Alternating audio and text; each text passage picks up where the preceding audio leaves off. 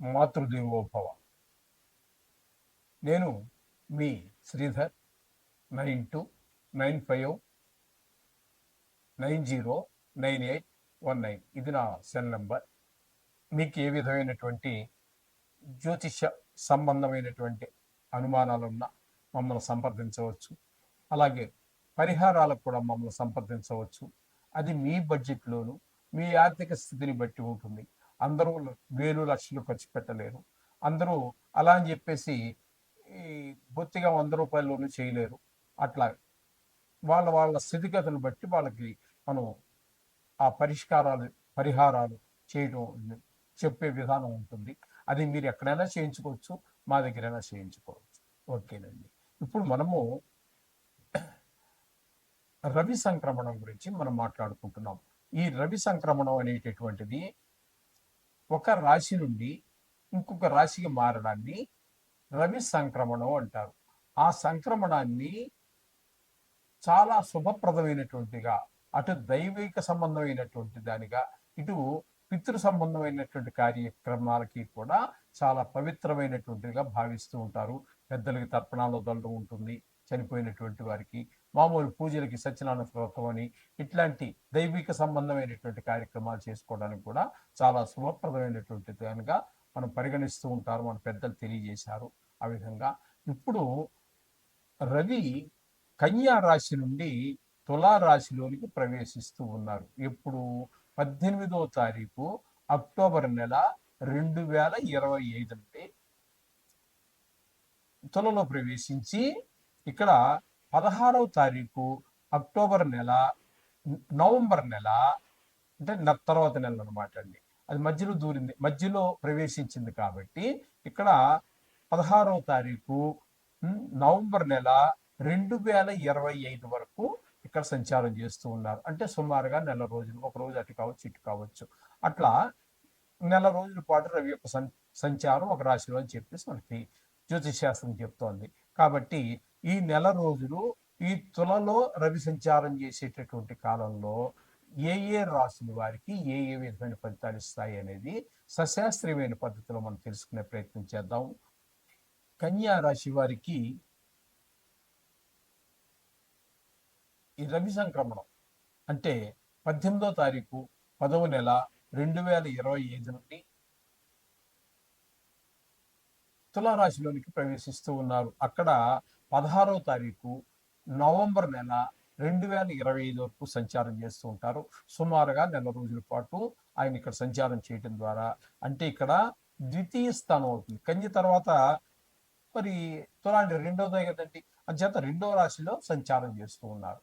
ఈ రెండవ స్థానంలో సంచారం చేయటం వలన సూర్య భగవానుడు కన్యా రాశి వారికి ఏ విధమైన ఫలితాలు ఇస్తాడు అనేది సశాస్త్రీయమైన పద్ధతిలోనే మనం తెలుసుకునేటటువంటి ప్రయత్నం చేద్దాము. ఇక్కడ ఏ విధమైన ఫలితాలంటే హీనత్వం, దుష్ట సంసర్గ, మనస్తాప, శిరోవ్యధ, నిష్ఫలం కృషి వాణిజ్యం, విత్తరాశి గతేరవౌ. విత్తరాశి అన్నట్టయితే ధనరాశి అని, ధనం అనేటువంటి రెండవ స్థానాన్ని ధనస్థానము అని కూడా అంటుంటారు. అంచేత ఈ రెండవ స్థానంలో గనక రవి సంచరించేటటువంటి కాలంలో హీనత్వం అంటే దారిద్ర్యం అనుభవించటం, దుష్ట సంసర్గ, దుష్టులేని వాళ్ళతో మనం కలిసి సంచరించవలసినటువంటి పరిస్థితి ఉంటుంటుంది. వాళ్ళతో సహవాసం చేయటం ఇవన్నీ చూస్తుంటాయి. మనస్తాప, మనోవిచారం, మనస్తాపం, శిరోవ్యధ, తలనొప్పి, శిరస భారం, తలనొప్పి అంటుంటావి అటువంటివి. నిష్ఫలం, ఏ పని చేసినా కూడా మీకు ఏ ఫలితమైన శుభఫలితాలు రాకపోవటం. కృషి వాణిజ్యం, వ్యాపారం కానివ్వండి, ఉద్యోగం కానివ్వండి, వ్యవసాయం కానీ, ప్రతి వారు ఏదో పని చేస్తూనే ఉంటారు కదండి. వాటిలో ధన నష్టం జరుగుతూ ఉంటుంది.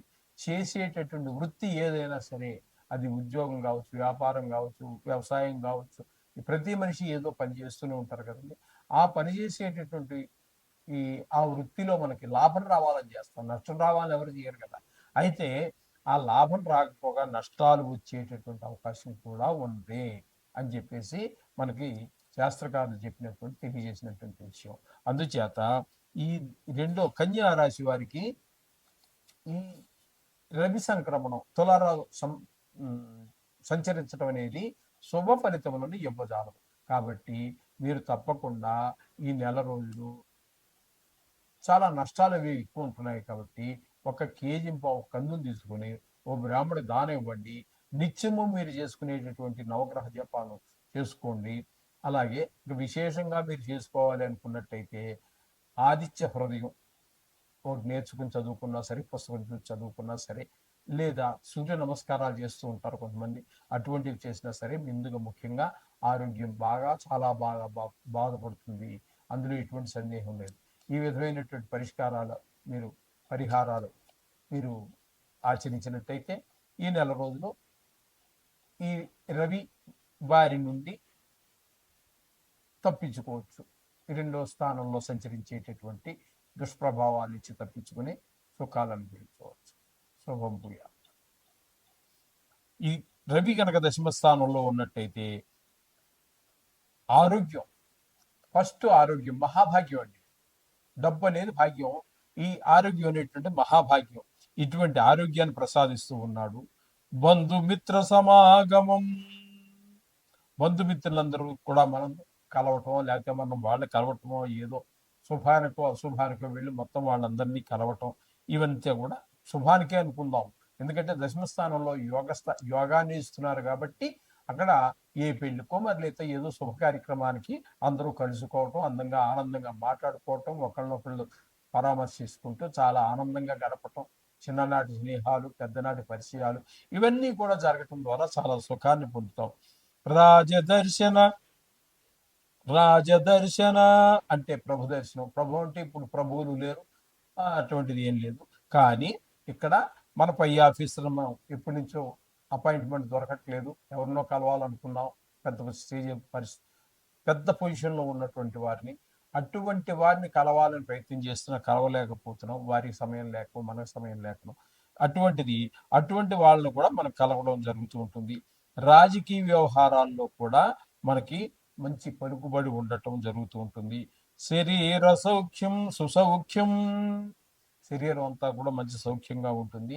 ఇవన్నీ కూడా దశమ స్థానంలో రవి సంచరించే కాలంలో, అంటే ఇప్పటి వరకు మనం చెప్పుకున్న వాటిలో ధనస్సు వారికి చాలా మంచి శుభాన్ని ఇస్తున్నారు. దశమ స్థానంలోను ఏకాదశ స్థానంలోను రెండు స్థానాల్లోనూ కూడా మంచి యోగాన్ని ఇస్తున్నారు. ఇది మాత్రం గుర్తుపెట్టుకోండి.